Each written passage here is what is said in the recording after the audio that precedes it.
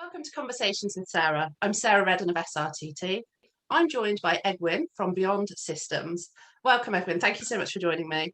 Hey, Sarah, and welcome all the listeners. Thank you for having me. It's a pleasure to be here and really excited. I'm curious where this conversation goes. Every single time is a little bit different.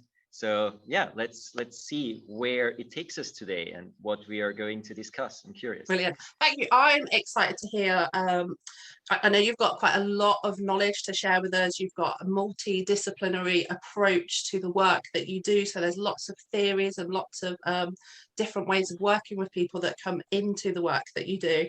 So I'm really excited to hear a little bit more about the kind of work that you do and where the journey that you've been on to get to where you are now. So I wonder, for the people that are listening, would you like to give us an overview of who you are right now and the work that you do?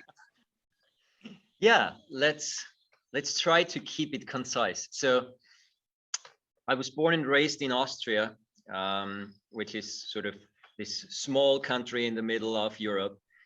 No ocean there, plenty of nature though, and plenty of mountains, which is where I spent a huge portion of my time in.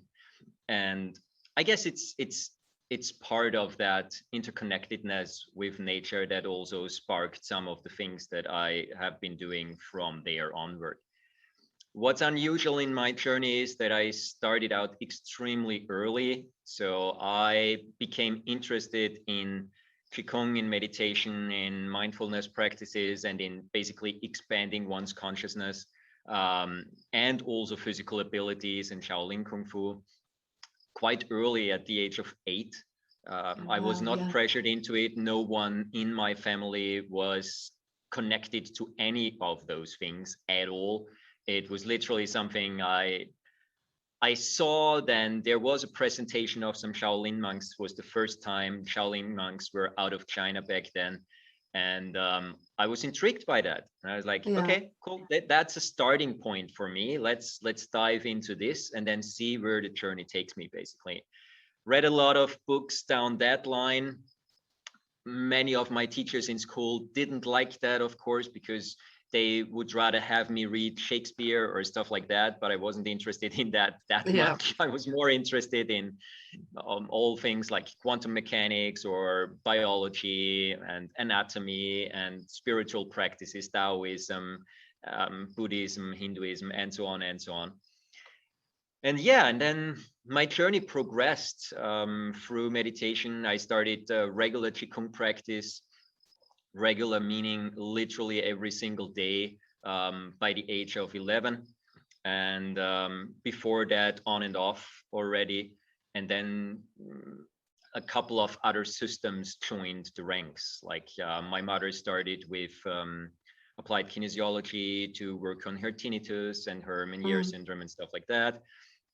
So I touched on to that system. Then an aunt of mine did the full teacher training program in that, which allowed me to dive into this even deeper, followed by several different meditation techniques out of the Buddhist, out of the Daoist area, and then onward deeper into Qigong, into Taiji, into different Western as well as traditional Eastern styles of massage, of therapy, from traditional Chinese medicine over shiatsu to classical Western massage and acupressure and stuff like that.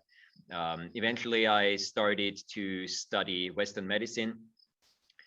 My main interest in Western medicine was always a split one, meaning I could never see myself as a typical, like, general practitioner doctor or internal medicine practitioner. For me, the main benefit of the Western medicine side was always the pure 100% emergency procedure stuff. Like, you're out, there is an accident, there is a person, half of a leg is missing. What do you do? Because that is what Western medicine is really absolutely top in, this immediate emergency support of a person in an urgent situation. And that stands in contrast to my other interests, which were always complementary medicine and really figuring out the itty tiny bits of what's the origin of an Yeah. issue, what's the basis of the issue, how does this physical issue relate to emotions, to mind, to consciousness, to maybe energy and things like that. What do you And think then, sparked that kind of, that split interest, that specific kind of into, how to deal with the emergency stuff? good question. I mean, I was also, because of my surroundings, meaning the nature that I mentioned earlier, I started rock climbing also very early at the age of 8 in South Tyrol and so on. And literally in my first rock climbing trip with my parents, that is something that they did. Basically, a week into that holiday, I experienced the first accident and the first Yeah. death on the mountain, literally next to me happening. My mother was also involved in teaching emergency procedures and stuff like that. And so for me, this was always this immediate life supporting aspect was something that I always considered quite relevant in general Yeah. to everyone, basically. And I had quite an interest in that. I was also part of the lifeguard services in Austria and then later on also in Spain. And so this immediate support for someone in need was always something that that was relevant to me, as well as if someone has an issue and then being able to sort of accompany them on a journey that is Yeah. relevant to them if it's about a more chronic issue. Yeah. So it's I mean, it's to it's really me, it this. makes absolute sense that you, as a practitioner, doing the things that you do to bring it all together, because complementary therapy is amazing for that internal stuff and the healing, but we do need modern medicine for limb reattachment and things like that. Yeah, It's that connect, I think, is something that we would benefit from in mainstream society. absolutely. Absolutely. Later on, actually not so far in the past from now, this was between 2017 and 2019, I co-hosted the Radiant Wellcare Summit together with 4 other friends. We were a totally multidisciplinary group. One owns the largest acupuncture and Chinese medicine clinic in Dublin, the Jade Natural Health Center. The other one is an internal medicine and general medicine practitioner in the States. The other one, again, comes more from corporate guiding events in nature, like reconnecting to nature stuff. And the 5th one in the group, she had a background as being a Marine and then changed that career completely into more a woman empowerment direction and coaching direction. And so the Radiant Wellcare Summit was set up specifically not for clients, but for professionals to create a neutral foundation on which synergistic thoughts are possible, and where we also did case studies with very tough cases that just cannot be tackled properly with only following down one line. And so we carried that idea of bridging the gap between the different positive aspects of what the systems can bring to the table, and actually try to create a more international framework out of that as a baseline for unbiased communication between the disciplines, which I think, like you said as well, I think this is something that is missing in mainstream, and it could benefit so many people. It is something that would really help a lot if that was more brought up towards the surface. Yeah. So where do you see the benefits of that multidisciplinary approach?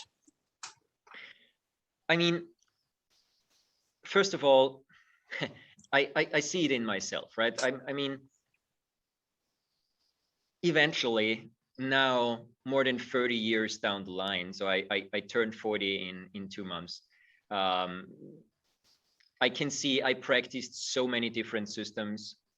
And when I say I practiced, I never just tiptoed into them, but I did them full-heartedly. Like in my top time, which was for about 6 to 8 years, just to give a perspective, I trained around 35 to 40 hours of Qigong, Taiji, and Bagua every single week, like a full-time job, basically. And every single thing I did, I always did that intensely. So it is never just a, oh, let's do a weekend workshop of this or a weekend workshop of that. It is really going deep. And what all of this also taught me, and this ties directly into the question you just asked, there is no such thing as the perfect fit system for every single situation or even for every single person. We are so diverse.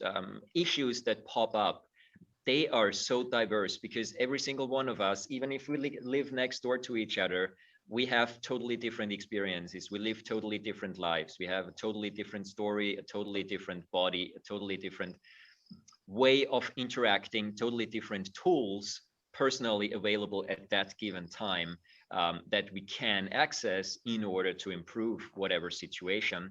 And so the multidisciplinary approach can really do two things mainly. First of all, it can set a starting point at something where this person is at right now, instead of finding a general starting point and saying, okay, let's try this. But maybe the person, based on their experiences and stuff like that, is not even remotely there. In Western medicine, this is more generalizable because, okay, biomechanics is roughly the same, at least the foundation. But even that, even the biomechanics and biochemistry of the body, eventually in details, is very, very diverse, right? So when we look at things like the cell danger response and stuff like that, depending on the gut microbiome, depending on whether or not there is mold toxicity in the system, whether or not the diet is set up in a certain way, all of that changes the basic biochemistry in the body, specifically once we add medication to it. And the cell danger response, for example, is a very modern research field. But what it shows us is that medications given to a healthy person work totally different than when you give that same medication to a person who actually is in a current state of problem. Because the biochemistry of a sick person and the biochemistry of a healthy person are different. And sometimes, and that is a science that is just emerging the last couple of years. This is new to me, so I'm fascinated. And so, yeah, absolutely. And I think not a lot of people have heard about that even right now. And I mean, there is still so much more research to be done alone in this area. And when we take it out to other aspects, like when we add psychological components, personal development components, family situation, work situation, demographics, all of that, because all of that flows into this field of well-being and of being a coherent self, right? When we add all of those components, it is actually ludicrous to think that one single approach is viable for every single person that comes with maybe similar symptoms than another one. And I mean, multidisciplinary approaches at the moment, sometimes they are used in really hardcore cases. I think a much broader audience could benefit from them, especially now when we are talking also about the medical side of things. And really, the second big thing that a multidisciplinary approach can give is also it allows for different perspectives. Because nowadays it's almost, especially in medicine, it's virtually impossible for any practitioner to be really good in many different things. You might be really good in 2 or 3 things, but that's about it. It's too, the knowledge base by now is too vast.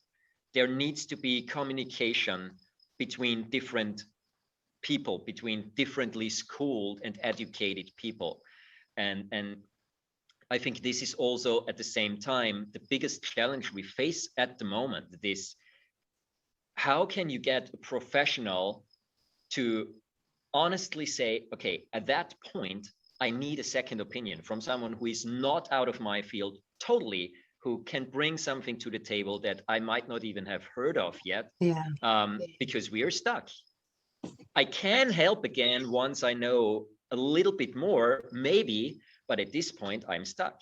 And just simply admitting something like that, that is still a huge issue right now, because not many people are doing that. Some out there luckily do, and I think those are then really the ones where the results also speak for themselves, with regard to how they serve their clients, their patients. However, it's I think because we kind of hold different practitioners up as experts, don't we? And there's this idea that because you are an expert, you must have, I mean, I'm thinking particularly about like doctors, GPs. You go to the GP, you present with your symptoms, they give you some tablets, you go away and you expect that that's going to be the answer. And we trust in that, and we don't question that there is potentially other ways and other people that we could connect with. And it's that idea that as a practitioner, as a specialist, as a whatever, that you should have all the answers. And I think you're right in what you're saying, that having that open mind and that network and that connection of other people where we can have that curiosity and exploration around, okay, what is going on for this person, not what symptoms are here, but looking at it, that holistic approach, taking it even bigger, isn't it? It's taking it even bigger and looking at the whole picture and how many elements we can bring in to work with that picture. Absolutely. And to be fair, this applied in its full scope will down the line, I don't know how many years, probably decades from now, eventually also have to mean that the education has to change significantly, because this has to be a whole branch in the education of any expert in the health field. No matter if that is a yoga instructor, if this is a hypnotherapist, or if this is a doctor, having that additional part of education, in my point of view, that allows you to see at what point might it be a good idea to bring in other fields, and which one of those disciplines might be actually a good idea to at least get started at. That just creating that mindset and creating a type of thinking that actually delivers solutions to that question. Okay, who could I ask? What other experts and options are out there in general? I'm not even talking about specifics, but in general, that is something I think we would actually need a separate classes for. Definitely for doctors. And there is a little bit going on down that line, not very much, a little bit. Just to give one short example, I don't want to take too much time into that, but a couple of years ago in Switzerland, they made it mandatory in medical studies that complementary medicine is part of your med studies. Not for the purpose of making a complementary medicine practitioner out of you, but exactly out of the idea of, hang on, this is supposed to be our health experts, like those gods in white, right? Yeah. So they need some sort of understanding of complementary medicine to even be able to tell people, now it might be a good idea, or now it might not be a good idea, or to actually give proper advice if someone comes and says, look, I'm also doing X, Y, Z. How could that fit in with a Western traditional approach of working on my symptoms, on my issues, whatever? How can we interact? Because that's what is always asked, right? Every single time they say, like, and if you do complementary medicine, then talk with your general practitioner or with your doctor. But the point is, the doctors, they have absolutely no toolkit out of their basic education and out of their med studies that gives them a far enough understanding of what complementary approaches could even be, let alone maybe a specific one. So that could be actually one completely separate job title. Just someone who serves as a mediator between the groups and just helps to understand issues from different perspectives. And I think it's about creating that open-mindedness, isn't it? Because when we learn a way of doing something, we have absolute faith in that way, and we can at times become blinkered in the thinking and see this as the only path. So I would go so far as to say, I mean, I think education as a whole needs to change, and it would make sense that we start to, at a young age, have more of an open mind and an open education around mindfulness, which we are starting to see more in the UK. We are starting to see more of that happening now, because it does all link in together. And I mean, I'm mid-40s, so school was a long time for me, and I did do a little bit about nutrition, but in relation to, you cook this thing in the kitchen, that's it. So bringing all of these like different, like, and more understanding of nutrition, more understanding of how our nervous system works, not just from a biology, this is it, but actually understanding how that relates to anxiety, depression, personally I feel would be really, really useful. And I think we discount like the abilities that young people have to comprehend these things, to have an open mind about these things, and be able to relate it to what they are experiencing as they're going through like puberty and into adulthood. I think if we had that lens to add to our toolbox of how we can see ourselves, it would be so useful, you know, if we learned that in school and it became something we all learn about. Absolutely. Absolutely. And like you say, I think this really starts in a very generalized and basic way already, or should start in a very generalized and basic way, because really there is hardly any education out there about movement, about posture, about nutrition, about nervous system, about dealing with emotions, and so on and so on and so on. And those that are out there, they again are sometimes very much biased out of a hardcore therapeutic point of sense, and sort of putting boxes around that. And this is also something, this sort of ties back to why in my own work now I don't really do therapy anymore. I left that side completely because I said, okay, I really see myself more as an educator, more as someone to helps with perspective shifts, someone who helps to teach foundation, to teach basic principles that can then be applied to a vast number of different scenarios. And in that work, I mean, I really see that a problem that we are facing over and over again right now, no matter in what discipline, is always what is the correct way. We want it simple. Many people want it simple, and we just simply, what is the one way how to do it? Yeah. And this is something that is ingrained in us through society and through school.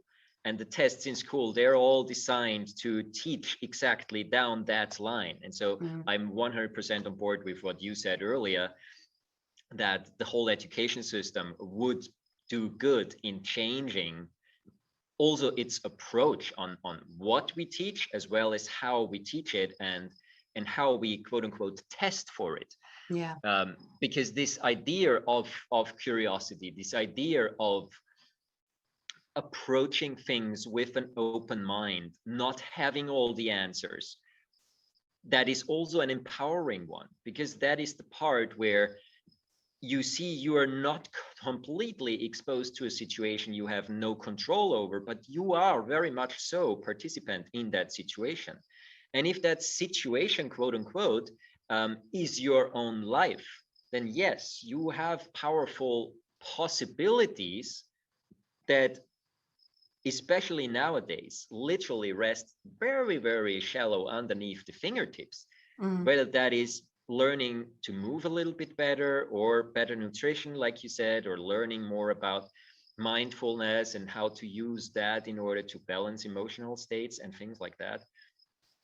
This is extremely powerful, and I think the more neutral access to those basics is, the more likely it is that people can actually use it and apply it in real life. What I mean by that is simply, when you dive into the personal development world, which this roughly relates to as well, or the wellness world, then we do see different systems. Some of those seem contradictory even at the beginning, like Alexander technique and yoga. When you go to an Alexander class and the next day to a yoga class, you go, okay, they're both nuts, because they say the exact opposite thing with regard to how to structure and keep a proper posture in the body. But in the end, unless you know what questions to ask to figure out why is that discrepancy there, and what are the things that we can learn from one and from the other, you just simply go, okay, well, there is no clarity in all of this, and there is no proof for one or for the other, so whatever, it's just a big mishmash of different things. And that's not the case. And so what different perspectives and an approach that starts very much so at the foundation and the total basics, even long before we go to elaborate movement disciplines or therapeutic disciplines, those very foundations, they are the things that once you make an experience with those, this is a tool that keeps with you for life, because an experience that is yours, that is 10 times more yours than if you have to believe anything. And that is a crucial part also of my work, and luckily work of some other people I know, just in totally different areas than mine. And I think this could be an interesting approach. I'm not even saying this is the one approach. This is also this whole Beyond system. The reason why Beyond Systems is called Beyond Systems is basically because I needed a name, because I did a marketing training a couple of years back. If that hadn't been there, I probably still wouldn't even call it anything, because I'm not trying to sort of teach or be the better system. Not at all. It's just it's a different way of thinking. It's a different approach that allows for more diversity in a learning curve down the line as well. And this is something that I think for most people could be very important as well when you approach a new self-care routine or healthcare routine.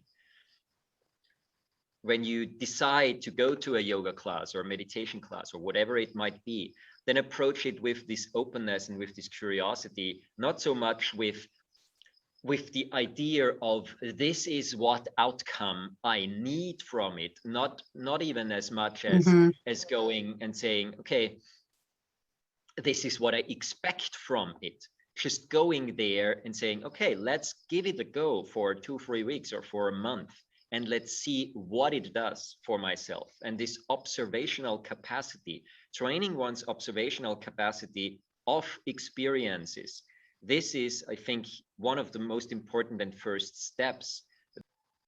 The idea of going into an experience and allowing yourself to just make that experience with whatever left or rights it might bring. Of course, if it is something where you immediately feel, oh, okay, this is hurts me, this is Yeah. not good for me, then by all means also be fine with leaving that scenario. Absolutely. You don't have to stay anywhere where it doesn't sit right or feel Yeah. right for you. Maybe it doesn't feel right or sit right for you at that specific time, and it comes back 5 or 10 years in the future. I've seen that over and over again with people. But really, the point being, it is crucial to have the ability to approach new situations with an open mindset, because that is also what puts you into the driver's seat. Mm-hmm. This is really the point where you stay in control, as opposed to you just expose yourself to a situation and that situation touches you in a certain way, and either it kicks you out or it draws you completely in. Yeah. But when you are very deliberate and very conscious about that, and that's, I think, what I was saying also before, the real center point is, aside from that curiosity, to allow for that freedom of choice in any given moment in that situation that you expose yourself to. Mm.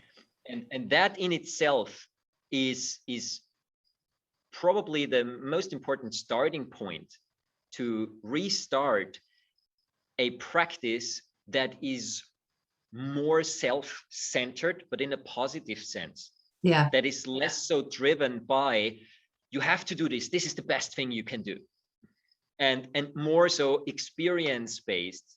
And then, all right, maybe this works for me right now, maybe not. Let's see what comes to the surface. And this is a core element of everything walking forward from there in a self-empowered way, I would say, especially in healthcare and well-care. And there is no right or wrong in experience. There is just, it touches me like this or it touches me like Mm-hmm. that.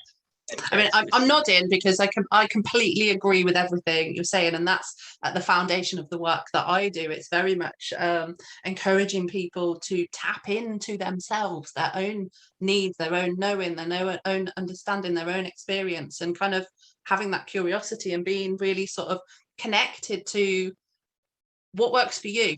Because there's so many of us that we've got all of these ideas and all of these philosophies about what self-care is, what wellness is, and what I feel is there's a lot of underpinning stuff. When you get through a lot of the systems, there is a lot of similarity, there is a lot of cohesion between things, and it is really about connecting in with what works for you, in the moment that you're in, and what works for you in the bigger sphere of your life. And like you're saying, if it doesn't feel right to you on that kind of, I mean, I want to use the word spiritual level, because it's that connecting in, not the ego part, but that real kind of space of connectedness to yourself. Just because your friend does it, or your guru does it, or your whoever does it, like, if it's not for you, you don't have to continue it. Go and find the thing that is for you, that fills your soul. Yeah, absolutely. And I mean, there is definitely one difficulty in this, and that is that at the beginning we don't necessarily have our senses calibrated the right way. Yeah.